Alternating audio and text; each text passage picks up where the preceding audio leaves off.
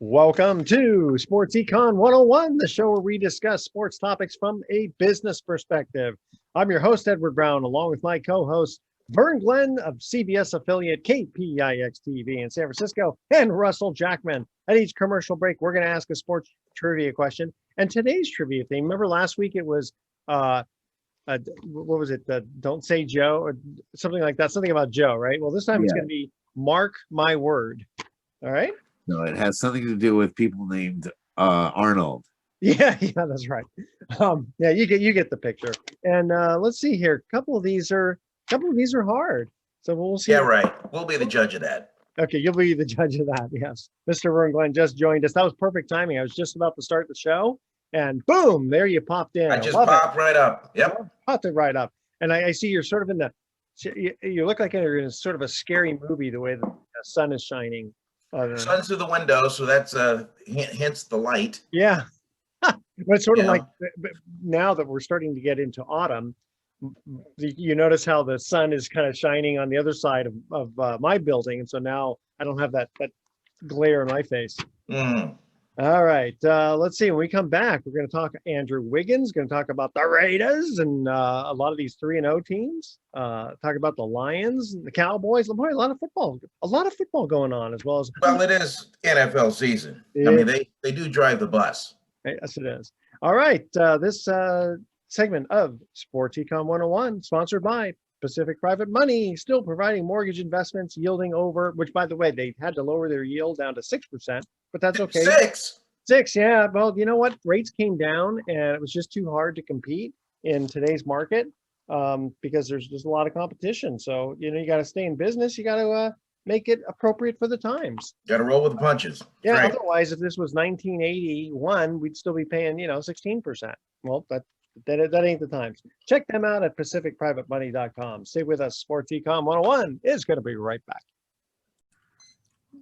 Welcome back to Sports Econ 101. I'm Edward Brown, along with Vern Glenn and Russell Jackman. All right, let's first start off with basketball. I got here Andrew Wiggins. Yep. Choice to not get vaccinated. Won't be able to play at Chase Center because of the San Francisco Health Department mandate. So now these guys have lots and lots of money. And what I mean is the Chase Center and the team and all that. What would be the harm in let's say just having him get tested every time before a home game? Because then you're bending the rules for him and not for everybody else. Okay, but everybody has to be double vaxxed. Everybody. And that's the mandate laid down by that. And the New York Knicks are going through the same thing.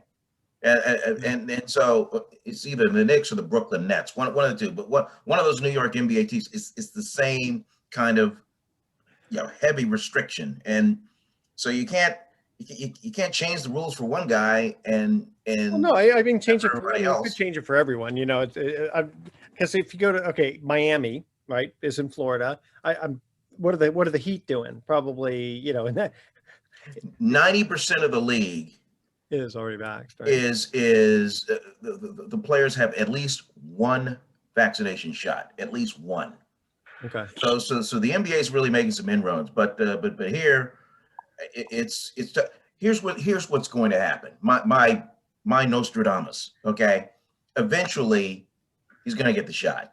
Yeah. I mean, this is a team sport, and I have to believe your team captains, Draymond Green, Steph Curry, all these guys, Andre Iguodala now. I mean, they're going to meet and go, hey, look, if we're going to be a team, if this thing's going to work, we've got to be united. Now, Andrew, we respect your decision, but at the same time, we need your 17 points a night, 6 assists. And we need that for that to work. If you don't play with us, it hurts the team.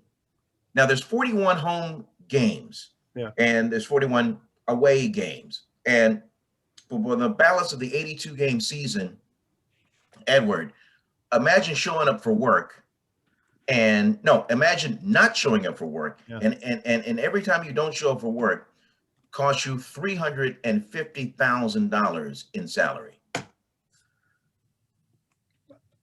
Gulp. Yeah. Well, Andrew Wiggins makes a lot of money, so that I just even the uneven level thinking person does not want to lose a game check for that amount. Oh, no.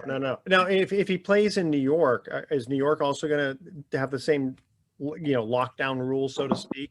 Depends on the venue. I'm not sure if it's Barclays Center or Madison Square. I mean, it's one of those venues has the same health mandate as Chase Center. And you know what? He may change his mind. Apparently, this is what I've heard, is that in November, there's another vaccine that's going to come out that is supposed to be, let's just call it, less intrusive, with spike proteins and all this other kind of fancy stuff that, I don't know about. But it may But here's the problem, Edward. I mean, there's because of these and social media, there's so much misinformation that's out there. People are filtering that misinformation and have whatever idea they have for not getting the shot. Whether whether I guess here's a question. Here's a question for you, Bert. How do you pass the damnation if I get it, or whatever? But it just boggles my level-headed thinking that people would actually take misinformation or something that they've heard or some wives' tale as a reason for not getting the shot. I guess then that's the major question that Pontius Pilate asked Jesus: what is truth? It's like, I mean, because there's so much stuff out there that is true and so much stuff that isn't true. And how does one suss through all that? Well, here's the thing: is you were saying, we respect Andrew Wiggins' feelings on this. I don't think we do. I mean, when you talk about how many of his teammates have already gotten the shot and been vaccinated, and how many of them are going to say, we did it, why can't you? There really isn't any reason for him not to get a shot. I mean, the religious exemption, what religion really wants you to get sick? Let me qualify what I said. On camera and on the record, they're saying we respect his decision. Oh, yeah. Behind the scenes, they may be having the same dialogue that Mr. Jackman just said 10 seconds ago. Well, I can respect someone's decision, but not go along with it, right? I can say, hey, Andrew, I respect the fact that you have your reasons, but in order to play for this team, these are the rules. You must do this. Yeah, yep. I mean, there's a lot of things. I mean, what is it in the didn't Steinbrenner make the Yankees? It's like you weren't allowed to wear long hair or mustaches or facial hair. I mean, there's been rules like that. And they said, if you want to play for my team, then X. You have to do this to your body, And I mean, this is something that you're doing to somebody's body. It's kind of the same, along the same lines, And again, it doesn't sound like it's the team. It sounds like it's more because it's in San Francisco and the health mandate. Yeah, that's one thing that disturbs me a little bit too, is that the NBA isn't taking a stand and saying, all players to play in the NBA need to be vaccinated. No, the NBA actually have a league campaign. I mean, the league is trying to encourage players to get the vaccination. I mean, they're encouragement not and rules in the corner some shrinking violet. No, I mean they're active at that. I mean, they want this. They encourage this. No, I understand. Encouragement though is different than saying this is the rule. If you don't, but here's the other issue. Forget the players for a second. What about the play-by-play announcers? What about the referees? What about the people that are absolutely getting the venue ready for the game? There's other NBA related workers that are concerned about being around somebody that hasn't been vaccinated. And the sport where you're sweating and you're so close to each other and you don't even have a mask or shield type of thing. I totally get it. In fact, didn't they now Chase is basically saying, or San Francisco is saying in this arena, everybody has to be vaccinated, whether you're a player or not. Right. I thought this was more of a Chase Center restriction. No, it's a San Francisco following the mandate carried out by the city and county of San Francisco. Well, that's the thing is the Chase, I don't think is allowed to go against the mandate. right? Just like a restaurant is a, yeah. Okay. So, all right. Well, we've kind of hammered that out enough. So I want to bring up one quick thing here. The Lions lose on a record-breaking field goal. Does that remind you at all of Tom Dempsey, 1970? Yeah, 63 yards at the time. I remember when that happened, early 70s. Yeah. And it was crazy. And Tom Dempsey Tucker has a whole foot. He did not have the European soccer style motion. He was just straight on, boom, with a half a foot. Yeah, and he hit it. Yeah. And you want to hear something really fast, funny before we go to our break here is that I had a friend who, now again, I was only 10 years old at the time, but my friend said that he was at that game, and when it looked like the Lions were going to lose, when the Lions were going to win, his dad said, "You know what? Let's beat the traffic." So they listened to the game on the radio on the way out of the parking lot, and they hear all this cheering, and they go, "What did we miss? We just missed history." Okay, we're going to cut to our first commercial break, and the questions have to do with Mark My Word. This Mark played 17 of his 18 seasons as a Baltimore Oriole shortstop. He won 8 Gold Gloves and went to 4 World Series. Who was this fixture? All right, that's our trivia question. Email edward@sportsecon101.com. Again, this guy played 17 of 18 seasons as a Baltimore Orioles shortstop. His name was Mark. He won 8 Gold Gloves and went to 4 World Series. Who is this person we are talking about? Stay with us at Sports Econ 101. We'll be right back. Welcome back to Sports Econ 101. I'm Edward Brown, along with Vern Glenn and Russell Jackman. Our first trivia question about Mark My Word is, this Mark played 17 of his 18 seasons as a Baltimore Orioles shortstop. I don't remember where he went to after that. He won 8 Gold Gloves and went to 4 World Series. Who was this masked man named Mark? Was it Mark Belanger? It was Mark Belanger. All right. 1 for 1. Very good. All right. Okay. Well, I'm the son of a Baltimorean. Yeah. Therefore, I grew up a fan of all the Baltimore teams. And at that time, they had the Orioles, they had the Colts, yep, and they had the then Baltimore Bullets. Bullets, yeah. In fact, tell us a story, and I've heard this once before, about how the Baltimore Colts, how you had mentioned that to somebody. I think it was a young person. Oh, yeah. Well, this is like a generational thing.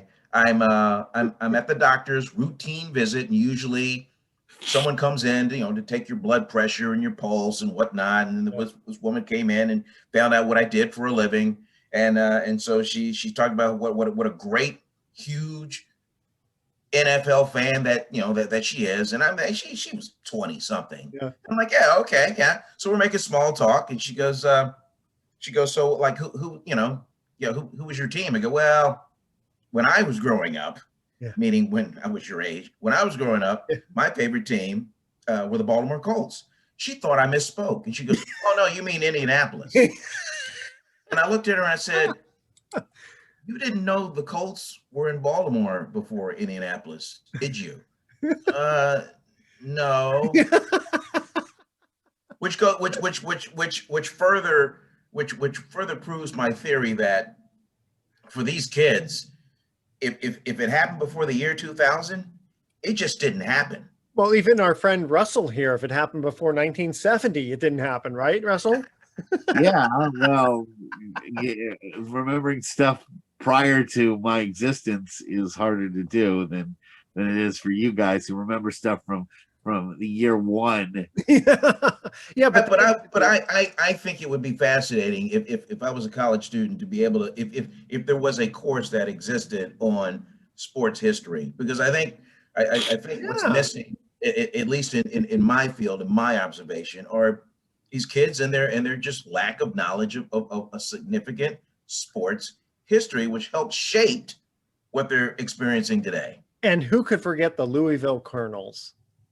Right? Isn't that where Hannes Wagner got his start? At second base. No, shortstop. Hannes Wagner, not Roger. Oh, sorry. Hannes Wagner, sorry. You're thinking of Rogers Hornsby. Yes, I was. I was. But that's 19. See that I'll give you a little. This is how I remember about Rogers Hornsby, playing for St. Louis and plus second base. And you wonder, like, what year was it? Well, the main year he hit 424 in the year 1924. So that's kind of an easy way to remember that. But can you imagine hitting 424? I'm more familiar with Bruce Hornsby, to be honest with you. Oh, Bruce Hornsby and the Range. When I was in college, they had a concert when I was in college, and they played. Yeah, sure. Quite an experience. But wait. What's the rest of it? Bruce Hornsby and the Range, Range. The Range. I don't remember that part. Bruce Hornsby and the Range. Oh, that was his band. Never change. Okay, well, I'll start off this one. You got to tell me the rest of it. Dr. Hook and the Medicine Show. Bam! Good job. And we just lost Commander Cody. Oh yeah. And what's the rest of his group's name? God, I was gonna say, okay, wait, hold on. Okay, so Manfred Mann and his Earth Band. No. Commander Cody and oh my gosh, I used to know this. I used to know Commando, not the Commandos. You're very close. Yeah, something to do with Commando. Go ahead, finish it off. The Lost Planet Airmen. Oh yeah, the Lost Planet Airmen. Yeah. Oh, but of course, dude, I forgot. I knew that, and I forgot. About time I pushed a trivia. That's right, exactly. From our era, meaning we just lost him, and he was such a favorite performer of mine. I'm really sad that he's gone. I'm trying to remember what specific song he made. Well, like, what was his most famous? 2 song? triple cheese side order fries. One of the greatest videos ever made. Go pull it up on YouTube. Okay, I'll have to do that. But here's one for all you guys and the listeners and the viewers out there. Do you remember the first time you saw MTV? Yes, in fact, yes. And I'll tell you which was the first video. It was Video Killed the Radio Star by the Buggles. Yeah, by the Bugles, right? Buggles. How do you pronounce Bogle? Buggles. Yeah, and it's not. Oh, the Bugles was a different.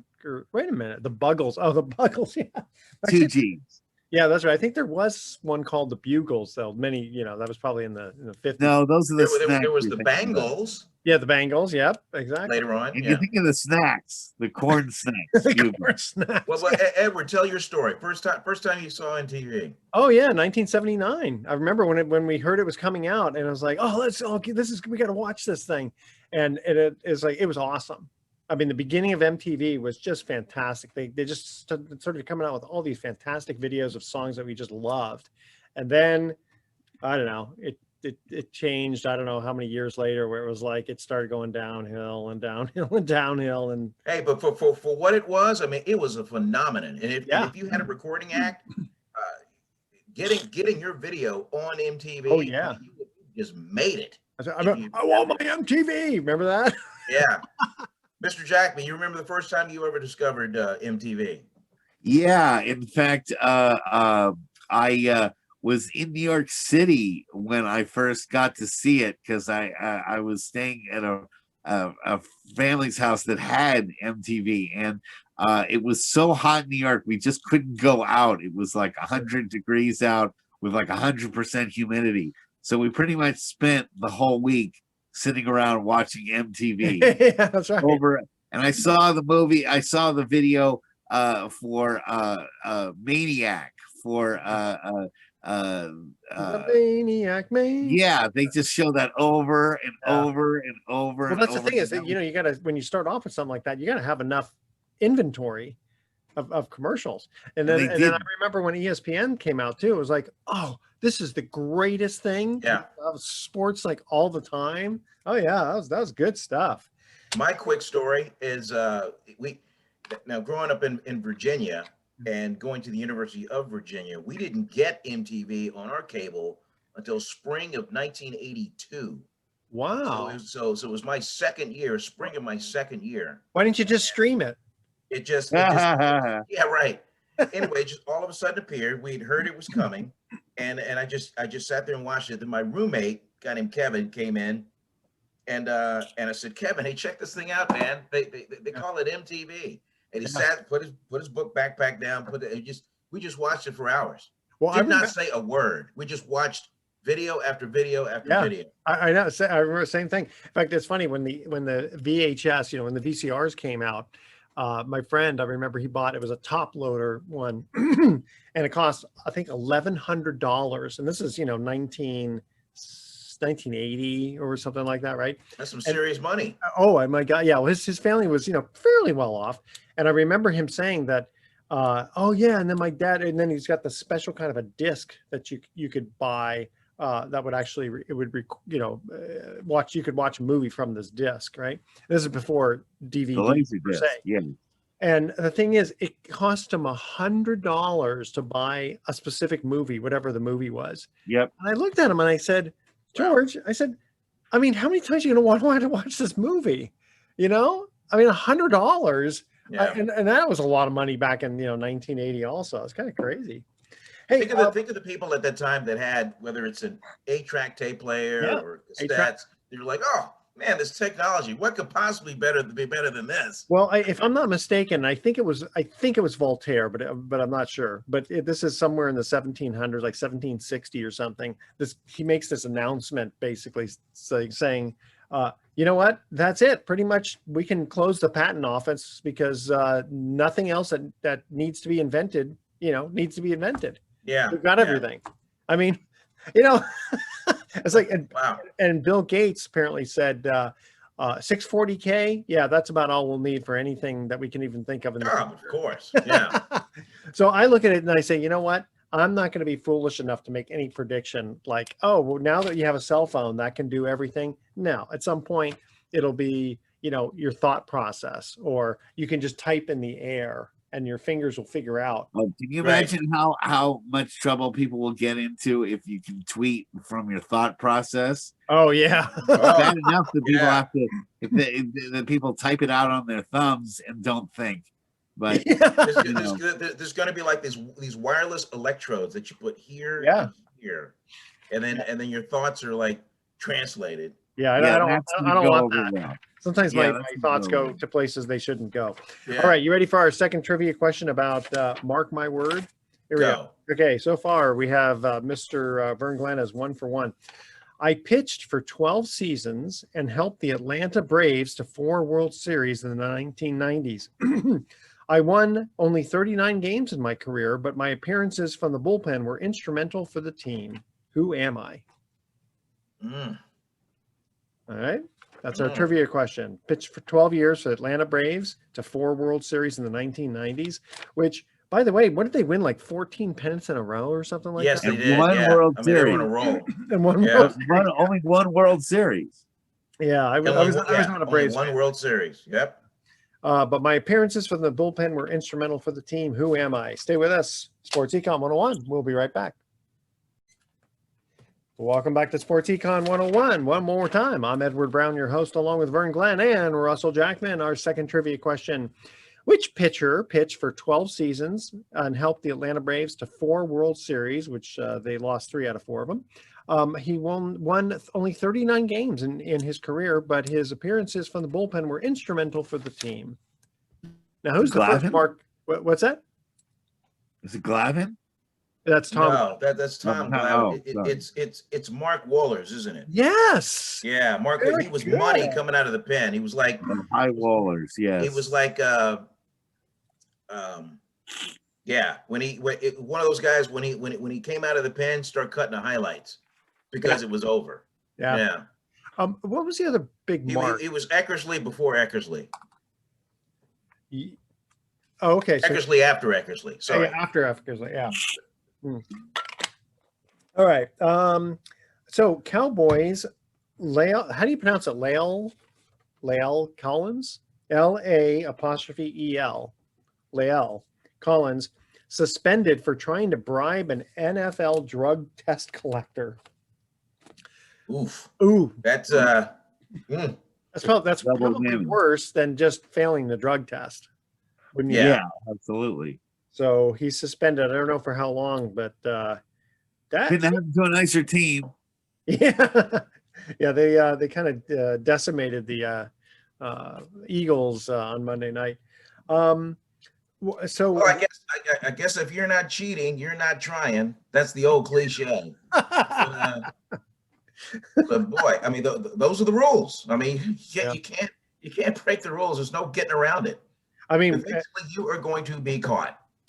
I mean, if you're gonna do it, and I'm not suggesting anybody do this, but have your friend pee in a cup and sort of hide it and bring it into. No. They got guys that follow you in there and actually watch you take your junk out and deliver the specimen. I heard somebody once inserted urine in so that when he did it coming out, it would come out clean. Wow.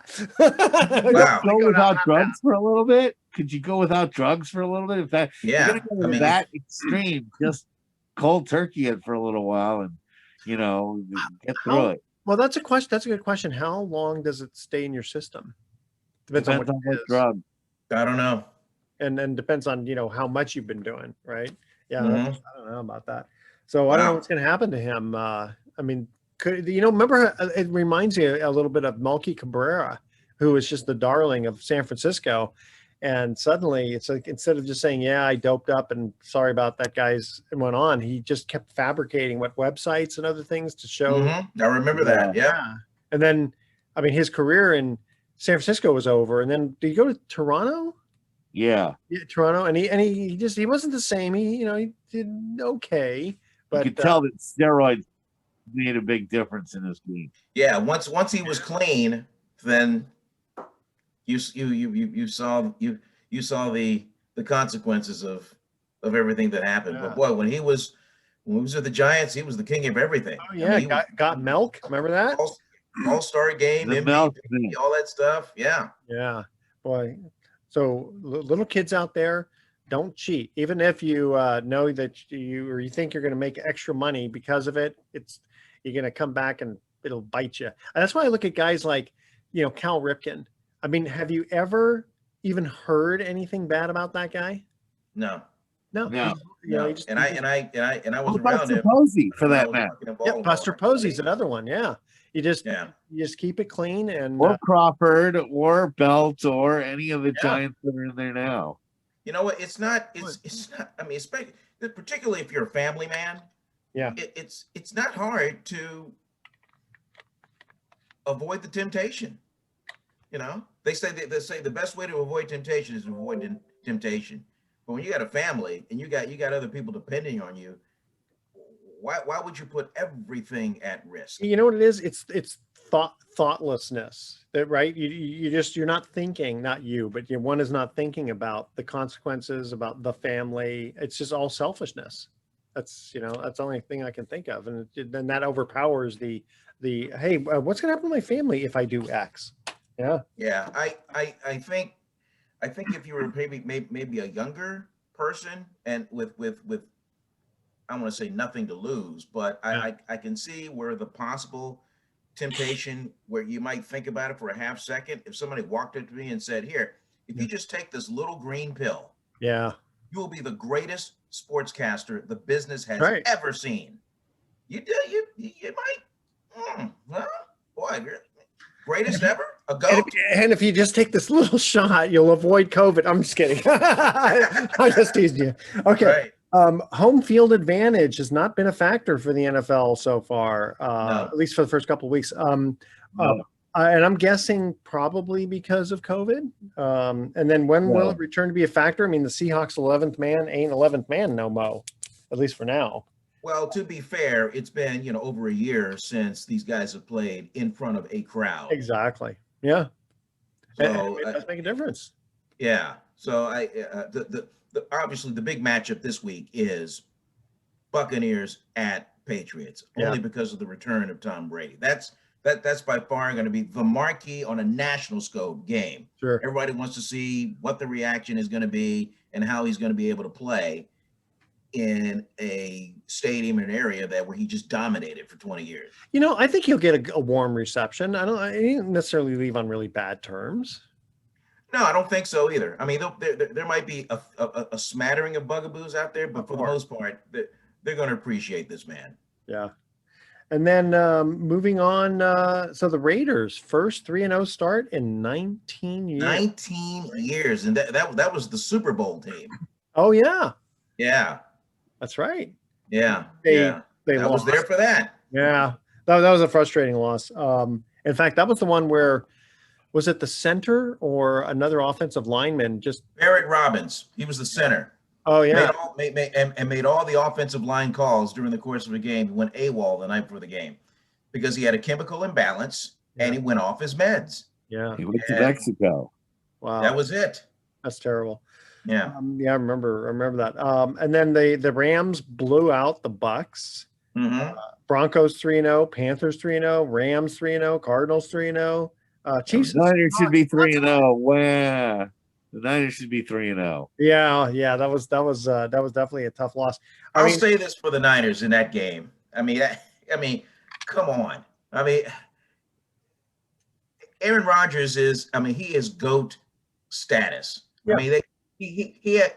Come on, he had 37 seconds and no timeouts. Oh yeah. I mean, come on, and if Fred Warner had been maybe 2 inches taller, yeah, he tips that pass just out just outstretch his fingers. But give credit where credit's due. I mean, Rodgers had the last laugh.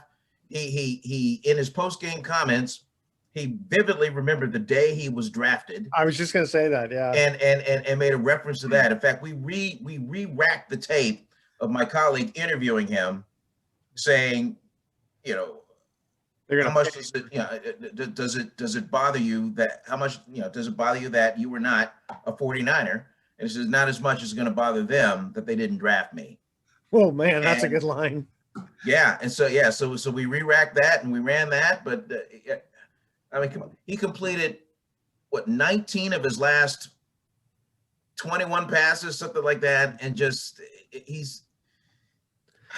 Now, where did he grow up? I know he went to Cal. He grew up in Chico. Okay, so still. He grew up in Chico, a 49ers fan, diehard 49ers fan. There are Little League. There are Pop Warner pictures, and when he was playing at Cal, he had a Niners T-shirt underneath his uniform. He wanted to play for the 49ers, and then draft day hit, and that was the big question. Was it going to be him or Alex Smith? And Mike Nolan, then the head coach who made all the decisions, decided to go with Alex Smith. Who was a good quarterback? I mean, and then Rodgers fell all the way down into the 20s, and the Packers got him. And even at that, he was playing behind Brett Favre and really never saw much significant action until Brett moved on. How many years was he under Brett Favre?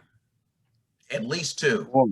Yeah, that's sort of like Steve Young underneath Montana. Because you kind of think, okay, 2 years, the guy's still kind of growing, and so it's not the worst thing in the world. They're learning. It's not like he's 38 years old when he starts. Yeah, but you want to play. Oh, absolutely. So. Yeah, and I don't know why for the 49ers. Again, I'm not playing, and so it's easy for me to be an armchair quarterback, of course. But sure. I keep looking, I go, Mr. Trey Lawrence, he's got some Trey Lance. Trey Lance. I mean, I'm sorry, so I'm thinking Trevor Lawrence. Lance, yeah, he's Garoppolo just doesn't have. We were talking just before he came on. He doesn't have the arm strength. He doesn't have the mobility, and I know he got hurt with his ankle and stuff like that, or knee, a couple of years ago. So I get it, but.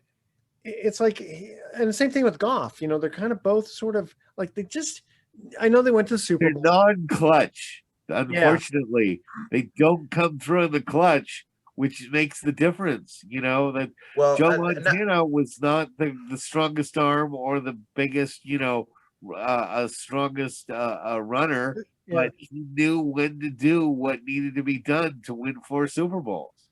Hey, Russ, does Garoppolo play defense? No, he doesn't. Okay, so did he not direct a drive that led to a go-ahead score with 37 seconds left in the game? Green Bay was the defense's fault.